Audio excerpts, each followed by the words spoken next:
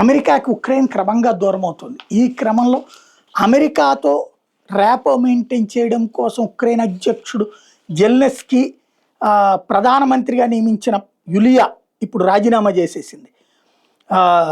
రష్యాతో యుద్ధం కొనసాగుతుండడంతో పదవీకాలం ముగిసినా కూడా రాజ్యాంగం ప్రకారం జెలెన్స్కీ అయితే పదవిలో కొనసాగుతున్నాడు. కానీ గతంలో ఆర్థిక మంత్రిగా పనిచేసిన సమయంలో యూలియా అమెరికాతో ఖనిజ ఒప్పందాన్ని కుదుర్చుకోవడంలో కీలకంగా వ్యవహరించింది.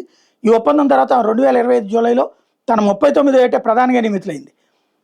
అక్కడ ఏది పబ్లిక్ చేత కాకుండా నియమించాడు జెలెన్స్కీ. తనకు మరింత కీలకమైన పదవిని ఇస్తానని కూడా జెలెన్స్కీ వాగ్దానం చేశాడు. ఇంకేం కీలక పదవి ఉంటుంది, జెలెన్స్కీ దిగిపోయి అమ్మాయిని ఇవ్వాలి. అయితే యూలియా సోషల్ మీడియాలో తాజాగా చెప్పేది ఏంటంటే ఆ పదవి వివరాలు వెల్లడించలేదు, కానీ ఉక్రెయిన్ రాజకీయ వ్యూహాన్ని మార్చుకుంటుందంటూ యూలియా తాజాగా రాజీనామా చేసింది.